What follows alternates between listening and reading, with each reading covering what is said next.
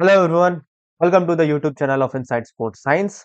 आज हम sports training की सीरीज में फोर्थ लेक्चर करने वाले हैं, जिसमें हम सुपर कंपनसेशन फेजेस को हम पढ़ेंगे। सुपर कंपनसेशन में टोटल 4 फेजेस आते हैं, जिसमें से कुछ फेजेस को हम इस लेक्चर में पढ़ेंगे और कुछ फेजेस को इसके नेक्स्ट लेक्चर में हम पढ़ने वाले हैं। इसका जो प्रीवियस लेक्चर है उसमें हमने सुपर कंपनसेशन को डीपली स्टडी किया था। अगर आपने वो वीडियो नहीं देखा है then please go and watch that video first, because that video is the basis of this video. Correct. So let's get started. चलिए शुरुआत करते हैं सुपर कंपनसेशन साइकिल से। क्या होता है super compensation cycle?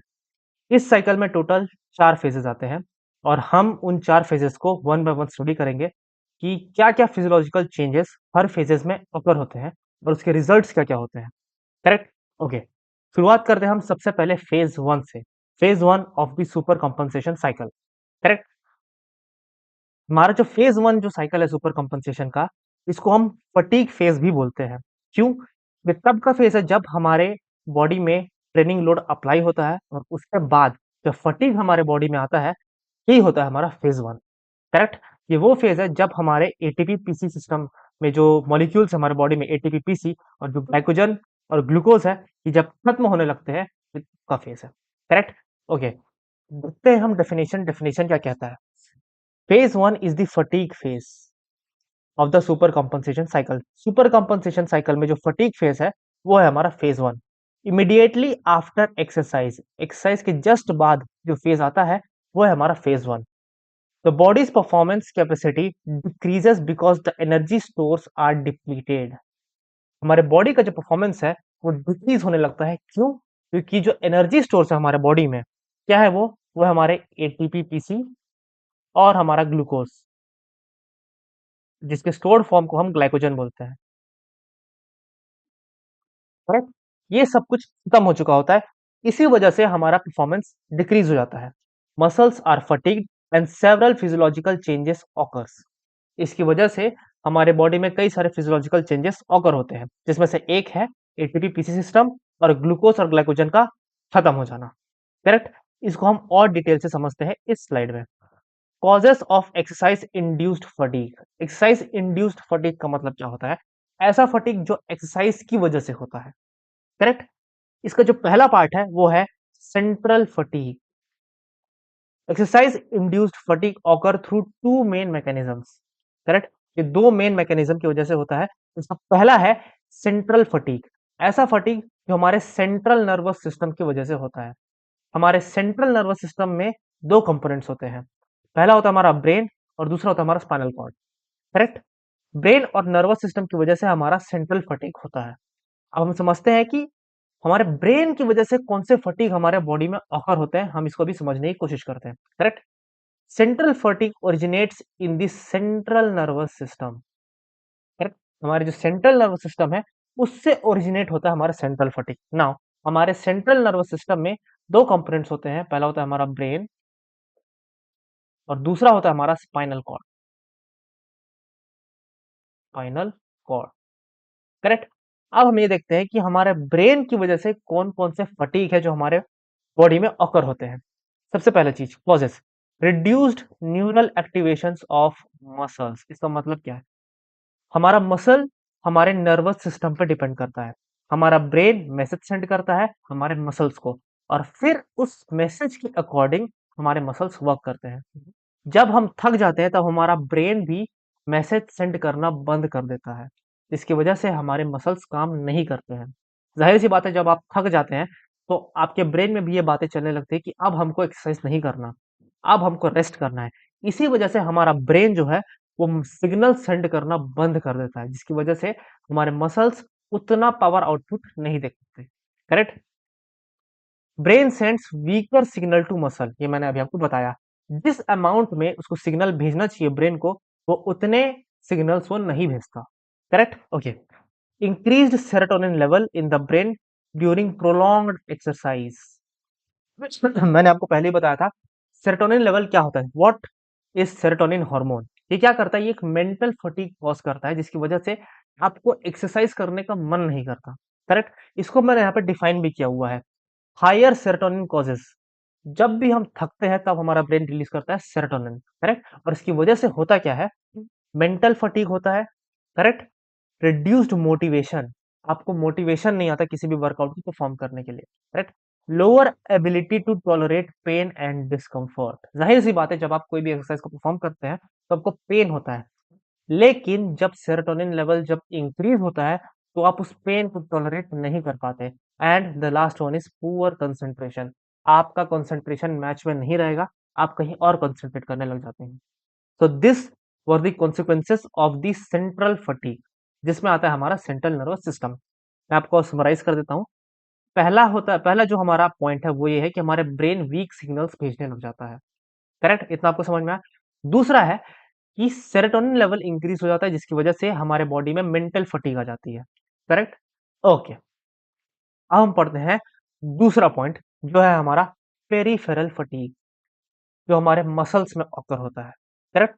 Peripheral fatigue occurs within the muscles themself, जो हमारे मसल्स के अंदर ही ऑकर होता है उसको हम बोलते हैं पेरिफेरल फटीग, करेक्ट? नाउ आगे के पॉइंट समझाने से पहले मैं आपको कुछ बेसिक से पॉइंट्स आपको समझा देता हूँ। अगर मैंने इस यूट्यूब चैनल में एक प्लेलिस्ट बनाई है जिसमें मैंने एक्सरसाइज फिजियोलॉजी के 2 चैप्टर्स आपको पढ़ाए हुए हैं। आप प्लीज जरूर से जाके उस 2 चैप्टर्स को आप देखिए, वो मसल्स है। मसल्स के वो 2 चैप्टर्स हैं और उसमें मैंने आपको स्लाइडिंग फिलामेंट थ्योरी बहुत अच्छे से पढ़ाया है। स्लाइडिंग फिलामेंट थ्योरी क्या होता है? ये वो थ्योरी है जिससे हमारा जो मसल्स है वो कॉन्ट्रैक्ट करता है और रिलैक्स होता है। हमारे मसल्स कैसे कॉन्ट्रैक्ट होते हैं और वो कैसे रिलैक्स होते हैं और कौन-कौन से प्रोटीन्स हमारे मसल्स में पाए जाते हैं, ये मैंने उस लेक्चर में आपको बताया है। करेक्ट? तो मैं आपको एक बेसिक सा इन्फॉर्मेशन मैं आपको दे देता हूँ। हमारे मसल्स में कैल्शियम एक बहुत ज़्यादा इम्पोर्टेंट रोल प्ले करता है कॉन्ट्रैक्शन में। विदाउट कैल्शियम हमारा मसल कॉन्ट्रैक्ट नहीं कर सकता, करेक्ट? ये हमारा बेसिक इंफॉर्मेशन, राइट? अगर हमारे मसल्स में कैल्शियम नहीं होंगे, कैल्शियम वीक कैल्शियम का जो ट्रांसमिशन अगर वो वीक होगा तो हमारा मसल कॉन्ट्रैक्ट नहीं कर पाएगा, पहली बात। दूसरी बात कि कैल्शियम को हमारे मसल्स में रिलीज कौन करता है? कैल्शियम को हमारे मसल्स में रिलीज करता है सार्कोप्लाज्मिक रेटिकुलम, करेक्ट? आया आपको बात समझ में? मैंने 2 पॉइंट बताए। मसल कॉन्ट्रैक्शन में कैल्शियम एक बहुत बेहतरीन रोल प्ले करता है, बहुत मेजर रोल प्ले करता है और इस कैल्शियम को सार्कोप्लाज्मिक रेटिकुलम, ये एक सेल ऑर्गेनेली है जो मसल्स के अंदर पाए जाते हैं, वो रिलीज करते हैं। ओके, अब आपको समझ में आ जाएगा what is peripheral fatigue. Peripheral fatigue मैंने आपको बताया कि वो मसल्स के अंदर होते हैं। नाउ इसके कॉजेस क्या है? किस वजह से मसल के अंदर फटीग पैदा होता है? पहला है हमारा इम्पेयर्ड न्यूरोमस्कुलर ट्रांसमिशन। क्या मतलब निकलता है इसका? जैसे मैंने आपको पिछले स्लाइड से बताया कि हमारे मसल्स में जब हमारा ब्रेन थक जाता है तो हमारे मसल्स में सिग्नल्स उतने अच्छे से नहीं पहुंच पाते। वही चीज हमारे मसल्स में, हमारा मसल उस सिग्नल को रिसीव नहीं कर पाता, इसलिए हमारा मसल उतना ज्यादा फोर्स आउटपुट नहीं दे पाता। पहला पॉइंट। दूसरा point, slower nerve impulse propagation. क्या कहता है, क्या मतलब निकलता है स्लोअर नर्व इम्पल्स प्रोपेगेशन का?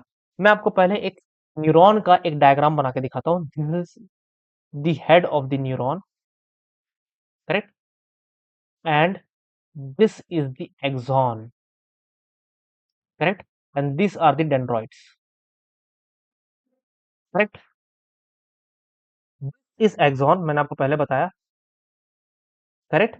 And this, which I am drawing right now, this is myelin sheath. This is myelin sheath. Now, as you can see over here, दो myelin sheets के बीच में एक गैप आपको नजर आ रहा है, like here and here. ये जो गैप है, इसी गैप्स के थ्रू हमारा जो नर्व इम्पल्स है वो ट्रेवल करता है फ्रॉम हियर टू हियर। हमारा नर्व नर्व इम्पल्स कुछ इस तरीके से जंप करता है पूरे एक्सॉन में और आफ्टर ऑल इसके बाद एंड में ये एक नर्व सेल से दूसरे नर्व सेल में हमारा नर्व इम्पल्स ट्रेवल करता है, करेक्ट? यहाँ पे लिखा क्या हुआ है? Slow nerve impulse propagation. Nerve के अंदर जो इम्पल्स का ट्रांसमिशन है वो स्लो हो जाता है, इसको हम बोलते हैं नर्व इम्पल्स प्रोपेगेशन। ये जो नर्व इम्पल्स जो जा रही हैं like this and like this, इसको हम बोलते हैं नर्व इम्पल्स प्रोपेगेशन। और जब हमारे बॉडी में फटीग ऑकर कर जाता है तब ये नर्व इम्पल्स प्रोपेगेशन स्लो हो जाता है, जिस वजह से हमारे मसल सेल्स को, हमारे मसल फाइबर्स को बहुत लेट इंफॉर्मेशन मिलता है और उसी वजह से हमारे मसल्स ऑप्टिमल पावर आउटपुट नहीं दे पाते, correct? This was the second point. What about third point? Impaired calcium handling by sarcoplasmic reticulum. जैसे मैंने आपको बताया कि हमारे मसल्स में कैल्शियम एक बहुत मेजर रोल प्ले करता है कॉन्ट्रैक्शन में, करेक्ट? जब हमारे मसल्स में फटीग आ जाती है, तब sarcoplasmic reticulum optimum amount of calcium ion नहीं प्रोड्यूस कर पाता, जिस वजह से हमारे मसल्स कॉन्ट्रैक्ट नहीं कर पाते, correct? Depletion of energy substrate, जैसे कि मैंने आपको बताया कि जब फटीग ऑकर होता है तब ATP PC system, ATP and PC and glucose, इसकी कमी हो जाती है, जिस वजह से हमको एनर्जी नहीं मिल पाती। Disturb disruption of muscle contraction process. अब क्योंकि इतने सारी चीजें हो चुके हैं, muscle impulse nerve impulse properly transmit नहीं हो पा रहा है, न्यूरोमस्कुलर ट्रांसमिशन नहीं हो पा रहा है, कैल्शियम आयन नहीं प्रोड्यूस हो रहा है, एनर्जी है नहीं मसल में, इसी वजह से मसल कॉन्ट्रैक्ट नहीं कर पाता, करेक्ट? और मसल पावर आउटपुट नहीं दे पाता। अब इसका इफेक्ट क्या होता है? रिड्यूस्ड फोर्स प्रोडक्शन, फोर्स उतना प्रोड्यूस नहीं हो पाता, right? Second one is muscle weakness, आपके मसल में वीकनेस आ जाती है। स्लोअर कॉन्ट्रैक्शन, मसल उतना फास्ट कॉन्ट्रैक्ट नहीं कर पाता और आपका परफॉर्मेंस डिक्लाइन कर जाता है, correct? so this were the phenomena of the second phase of the fatigue, correct? जिसको हम बोलते हैं पेरिफेरल फटीग, जो हमारे मसल में ऑकर होती है। जो हमारा सेंट्रल फटीग है वो हमारे ब्रेन में ऑकर होता है, correct? And the peripheral fatigue है वो हमारे मसल में ऑकर होती है, राइट? इसका इफेक्ट क्या होता है? Decreased voluntary muscle activation, muscle activation decrease हो जाता है। Reduced training intensity, lower athletic performance, right? आई होप यहाँ तक की चीजें आपको समझ में आई होंगी अच्छे से, right? Now another thing, energy substrate depletion, इसको हम और अच्छे से यहाँ पे समझने की कोशिश करते हैं कि एनर्जी सबस्ट्रेट है वो कैसे रिड्यूस हो जाता है, right? Okay, exercise uses stored energy to produce movement. हमारा जो एक्सरसाइज है वो कैसे ऑकर होता है? जो वो तब ऑकर होता है जब हमारे बॉडी में कुछ अमाउंट ऑफ एनर्जी पहले से ही स्टोर्ड होती है, राइट?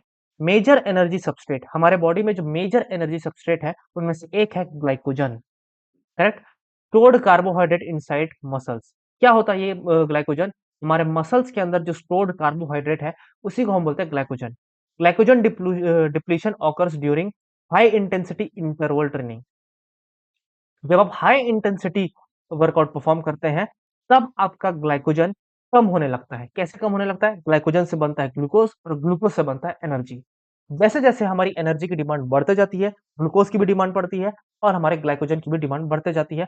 इसी वजह से हमारा ग्लाइकोजन कम होने लगता है। रेजिस्टेंस ट्रेनिंग की वजह से भी ग्लाइकोजन कम होता है और हमारे एंड्योरेंस ट्रेनिंग की वजह से भी ग्लाइकोजन कम होता है। इसके इफेक्ट क्या है? रिड्यूस्ड एनर्जी अवेलेबिलिटी, जब आपके ग्लाइकोजन खत्म हो जाएंगे तो एनर्जी आपको नहीं मिलेगी, राइट? अर्ली फटीग, आपको बहुत जल्दी फटीग आ जाएगा अगर प्रॉपर अमाउंट ऑफ ग्लाइकोजन आपके मसल्स में नहीं है। लोअर एक्सरसाइज परफॉर्मेंस, आपका परफॉर्मेंस भी कम हो जाएगा, राइट? तो हमने देखा कि ग्लाइकोजन ना होने की वजह से क्या क्या होता है। ग्लाइकोजन से हमको एनर्जी मिलती है और जब एक्सरसाइज करते हैं तो ग्लाइकोजन का लेवल डिक्रीज होता है, correct? Okay, now now comes the phosphocreatine.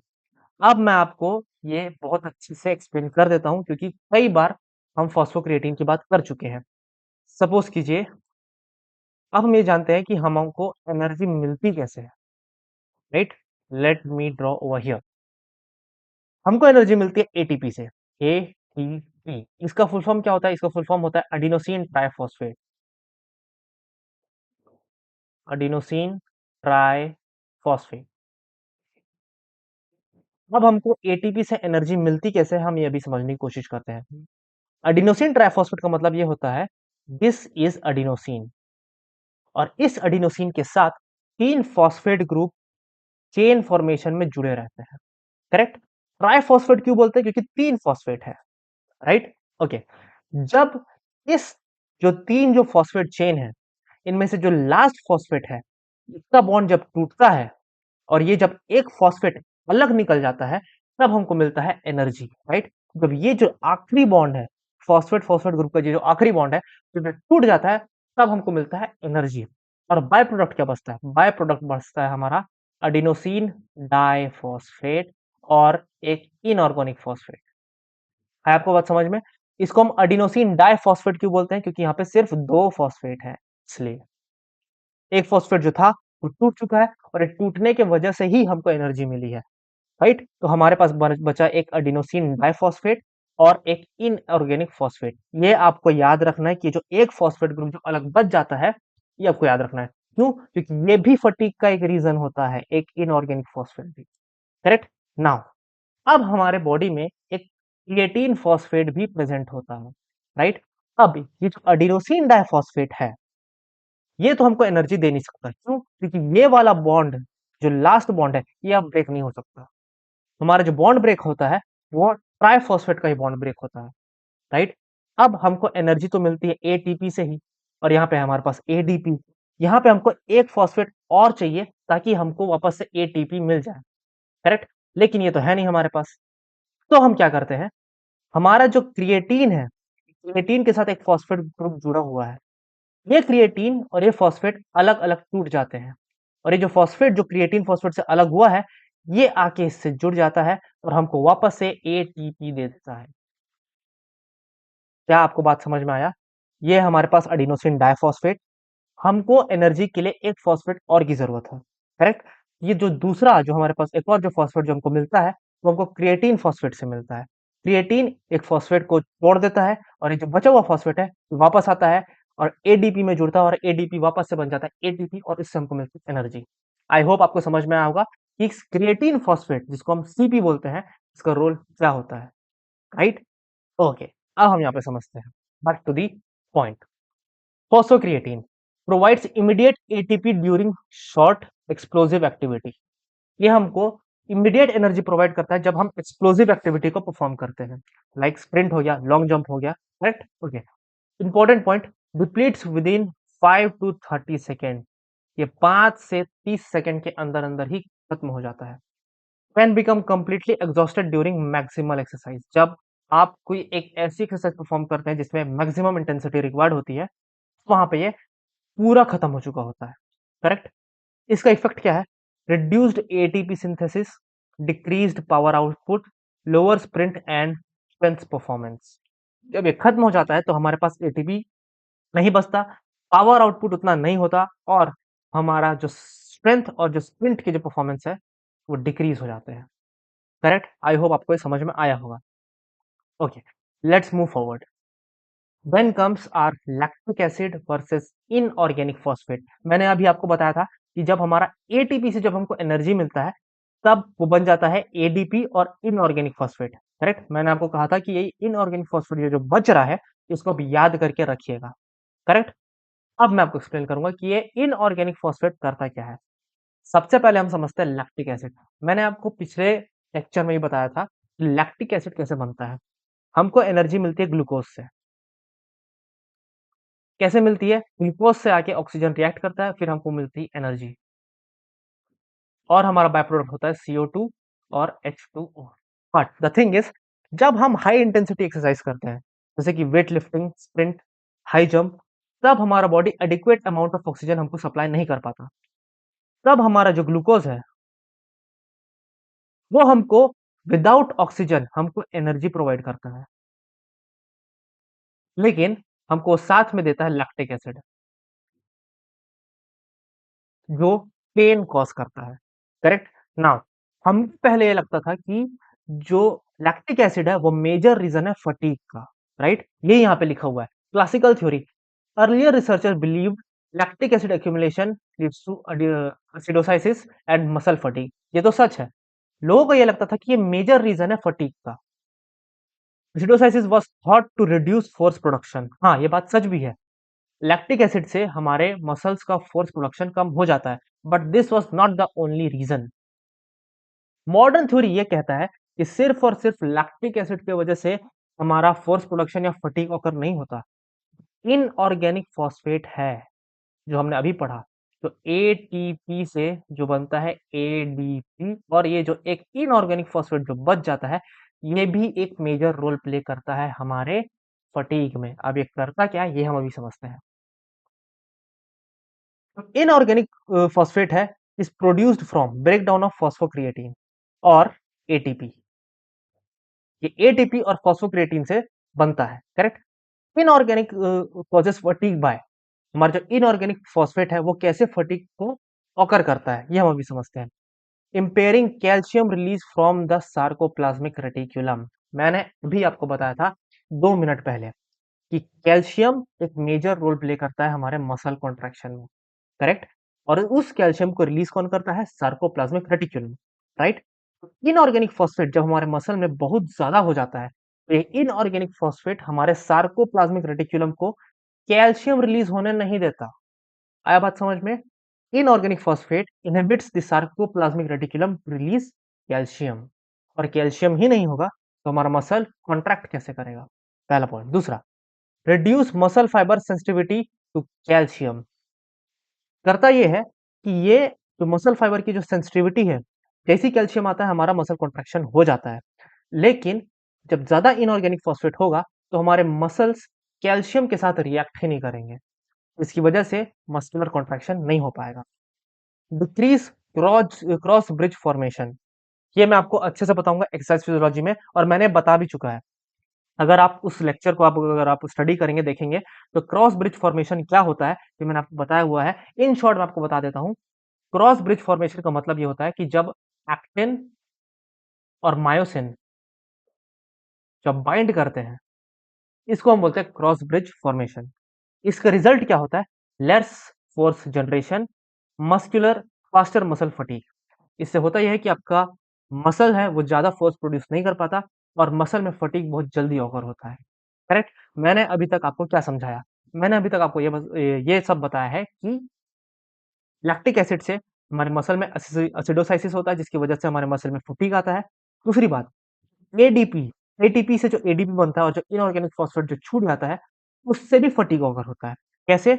वो सार्कोप्लाज्मिक रेटिकुलम को कैल्शियम रिलीज करने नहीं देता जिसकी वजह से हमारा मसल कॉन्ट्रैक्शन नहीं हो पाता, करेक्ट। ओके, अगर मुझे मौका दिया जाता यूजीसी नेट का पेपर बनाने के लिए, देन इस चीज को मैं पक्का मेंशन करता एक क्वेश्चन में, करेक्ट। यहां से पूछा जाना चाहिए क्वेश्चन अकॉर्डिंग टू मी, ताकि क्वेश्चन ज्यादा से ज्यादा डिफिकल्ट हो। ओके, देन आता है हमारा ग्लूकोज अपटेक ड्यूरिंग एक्सरसाइज। आपको क्या लगता है जब हम एक्सरसाइज करते हैं तो क्या हमारा मसल ज्यादा ग्लूकोज लेता होगा? The answer is yes. जब हम एक्सरसाइज करते हैं तो ग्लूकोज की डिमांड बढ़ जाती है, राइट। अभी हम वन बाय वन इनको समझने की कोशिश करते हैं। एक्सरसाइज के दौरान हमारा इंसुलिन लेवल डिक्रीज होता है, ये आपको याद रखने की जरूरत है। Now what is insulin? Insulin होता क्या है? इंसुलिन डाइजेस्ट करता है हमारे ब्लड शुगर को। ब्लड शुगर, ब्लड शुगर को हम ग्लूकोज भी बोलते हैं। Insulin is a hormone released by pancreas जो हमारे ब्लड शुगर को डाइजेस्ट करता है और उससे प्रोवाइड करता है हमको एनर्जी, करेक्ट। एक्सरसाइज के दौरान हमारा इंसुलिन लेवल डिक्रीज करता है। Now despite lower insulin muscle continue taking up glucose efficiently. The thing is, come insulin होने की वजह से भी हमारा मसल ज्यादा से ज्यादा ग्लूकोज लेता है। अब इसका रीजन क्या है? Activation of GLUT4। अब समझने वाली बात यह है, व्हाट इज GLUT4? GLUT4 का फुल फॉर्म है ग्लूकोज ट्रांसपोर्टर टाइप 4। ये है क्या, मैं आपको अभी ब्रीफ में समझाता हूँ। जब हम एक्सरसाइज करते हैं तब हमको ज्यादा से ज्यादा एनर्जी की जरूरत पड़ती है, करेक्ट। ये एनर्जी हमको मिलती कहाँ से है? ग्लूकोज से, करेक्ट। GLUT4 ट्रांसपोर्टर, ये एक ट्रांसपोर्टर है जो ज्यादा से ज्यादा ग्लूकोज मसल्स को प्रोवाइड कराता है, करेक्ट। ग्लूकोज हमारे ब्लड में होता है, राइट, और वो हमेशा बना रहता है ब्लड में। लेकिन जैसे ही हम एक्सरसाइज करना शुरू करते हैं हमारे ब्लड से ग्लूकोज लेवल कम होने लगता है और वो हमारे मसल्स के अंदर जाने लग जाता है, और इसके लिए रिस्पॉन्सिबल होता है हमारा GLUT4 ट्रांसपोर्टर, करेक्ट। इसको और हम अच्छे से समझते हैं, एक्टिवेटेड बाय मसल कॉन्ट्रैक्शन। आप जैसे ही जिम में जाते हैं या आप जैसे ही स्प्रिंट करने शुरू कर देते हैं या आप कोई स्पोर्ट्स खेलना शुरू करते हैं, वैसे ही ये GLUT4 एक्टिवेट हो जाता है और ये करता क्या है? मसल्स में ज्यादा से ज्यादा ग्लूकोज को सप्लाई करता है। Moves glucose into working muscles. आया बात आपको समझ में? Helps maintain energy supply during exercise. Exercise के दौरान ये एनर्जी सप्लाई को मेंटेन करने की कोशिश करता है, करेक्ट। आई होप आपको समझ में आया होगा GLUT4 क्या होता है। GLUT4 is nothing but a transporter that transport optimum amount of glucose in the muscle. Correct? है आपको बात समझ में? Now the thing is insulin level क्यों डिक्रीज होता है ब्लड में? अब जाहिर सी बात है, जब मसल्स में ग्लूकोज की क्वांटिटी ज्यादा होगी, इंसुलिन की क्वांटिटी भी मसल्स में ज्यादा होगी, राइट? वो ब्लड में क्या करेगा रह के, राइट? इसलिए ब्लड में हमारे ग्लूकोज और इंसुलिन लेवल दोनों कम हो जाते हैं। क्यों? क्योंकि ये दोनों एंटर कर जाते हैं हमारे मसल्स में, ताकि ज्यादा से ज्यादा हमको एनर्जी मिल सके। Correct? Okay, let's move forward. Muscle damage and DOMS. क्या मतलब होता है डीओएमएस का? Delayed onset muscle soreness. ये हम आगे जाके पढ़ने वाले हैं। इसकी वजह से होता क्या है? Exercise certain causes microscopic muscle damage. जब आप एक्सरसाइज करते हैं, लेट से आप जिम में जा रहे हैं, आप बारबेल कर्ल कर रहे हैं, उसकी वजह से आपके मसल में डैमेज क्रिएट होता है, माइक्रोस्कोपिक डैमेज, जिससे हमारा बॉडी रिकवर करता है। एग्जाम्पल क्या है? Down hill running, lowering weights, heavy resistance training. I hope यहाँ आई थिंक मैंने कुछ गड़बड़ किया है। ओके, यहां से हम शुरू करते हैं। DOMS. What is DOMS? Delayed onset muscle soreness. यहां से टॉपिक शुरू हो रहा है। मैं आपको यहां से समझाता हूं। इसका डेफिनेशन क्या है? Muscle soreness that develops after unfamiliar और इंटेंस एक्सरसाइज। क्या मतलब निकलता है? जब आप कोई अनफेमिलियर, जिससे आप फेमिलियर नहीं है, जिसको आप नहीं जानते हैं, और आप कोई इंटेंस एक्सरसाइज परफॉर्म करते हैं, तब आपके मसल्स में होता है DOMS, that is delayed onset muscle soreness. Correct? इसके कैरेक्टरिस्टिक्स क्या क्या है? Appear several hours after exercise. ये तुरंत आपके बॉडी में नहीं होता, ये कुछ दिनों बाद आपके बॉडी में आता है, जैसे कि 24 या 48 आवर्स के बाद। है आपको बात समझ में? जैसे कि रिड्यूसेस स्ट्रेंथ एंड परफॉर्मेंस। आप जैसे ही जिम से वापस आते हैं, तुरंत आपके मसल्स में पेन शुरू होता है। दिस इज नॉट द डीओएमएस, क्योंकि ये तुरंत एक्सरसाइज के बाद आपके मसल्स में ऑकर हो रहा है। डीओएमएस ऑकर होता है आपके 2-3 दिन बाद। करेक्ट? इसकी वजह से स्ट्रेंथ और परफॉर्मेंस में डिक्रीमेंट आपको देखने को मिलता है। Now this is the slide. ये होता कब है? जब आप इसेंट्रिक कॉन्ट्रैक्शन वाले ट्रेनिंग करते हैं। What is eccentric and what is concentric? Eccentric contraction का मतलब ये है, जब आपके मसल लंबे होते हैं, व्हेन योर मसल्स लेंथन्स। और कॉन्सेंट्रिक का मतलब ये है, जब आपके मसल्स छोटे होते हैं, जैसे कि जब आप फ्लेक्शन करते हैं, तब आपके बाइसेप मसल का होता है कॉन्ट्रैक्शन, और जब आप एक्सटेंशन करते हैं, तब आपके बाइसेप मसल का होता है इसेंट्रिक कॉन्ट्रैक्शन। करेक्ट? ओके। जब आप डाउन हिल रनिंग करते हैं, down hill running is an example of eccentric contraction. Lowering weights are example of eccentric contraction. और heavy resistance training, these are also examples of eccentric contraction, जब आप wait को नीचे लेके आते हैं। करेक्ट? इसेंट्रिक कॉन्ट्रैक्शन में आपका होता है डीओएमएस। जब भी आप डाउन हिल रनिंग करेंगे, जैसे कि आप एक बार एग्जाम्पल लीजिए, आप कभी पहाड़ चढ़ने जाइए, जब आप पहाड़ से उतरेंगे, उसके बाद आपको पेन महसूस नहीं होगा, उसके 2-3 दिन बाद आपको पेन महसूस होगा। Correct? So this is what the DOMS is. Okay, effect of muscle damage. आपके मसल डैमेज का क्या क्या इफेक्ट होता है? सबसे पहली बात, मसल सोरनेस आएगा, मसल में आपको जलन महसूस होगा। क्यों? Due to lactic acid. Correct? Reduced force production, आप ज्यादा फोर्स प्रोड्यूस नहीं कर पाएंगे। लिमिटेड रेंज ऑफ मोशन, आप ज्यादा मूवमेंट भी नहीं परफॉर्म कर पाएंगे। Temporary decline in athletic performance, athletic performance में थोड़ा सा डिक्रीमेंट आएगा, जाहिर सी बात है।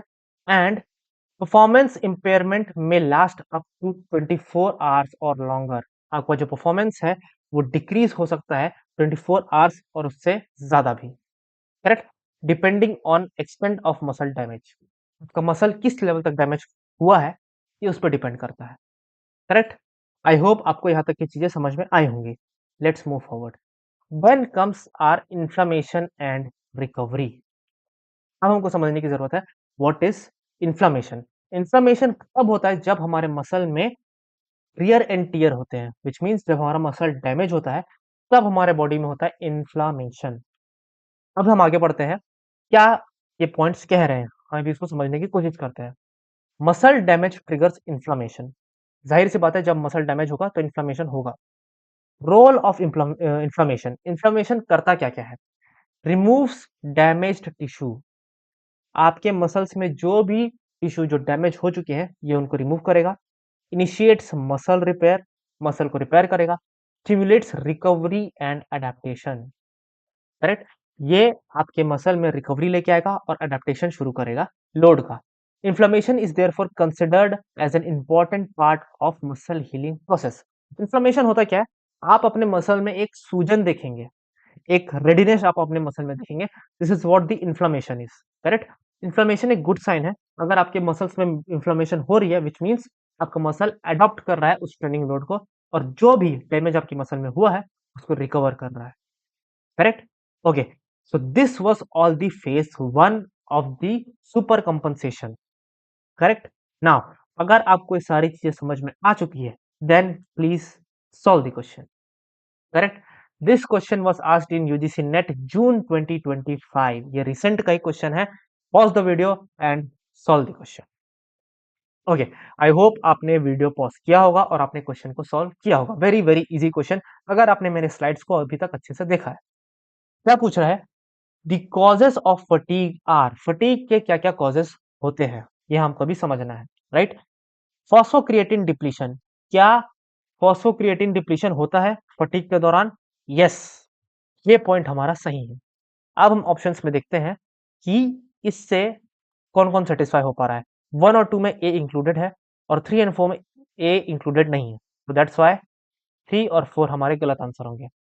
Decrease in hydrogen ion level, let me tell you one more thing. जब हमारे मसल में फटीग ऑकर होता है तब हमारे मसल में हाइड्रोजन आयन इंक्रीज होता है, और ये जो हाइड्रोजन आयन है ये किसकी देन है? ये लैक्टिक एसिड की देन है।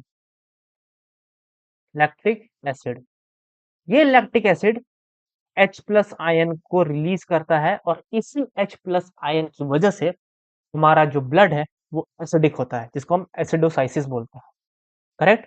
तो जब हमारे मसल्स में फटीग ऑकर होता है तब हमारे मसल्स में H प्लस आयन इंक्रीज होता है, लेकिन यहाँ पे कह रहा है decrease in H plus ion, which means ये ऑप्शन हमारा गलत है, करेक्ट।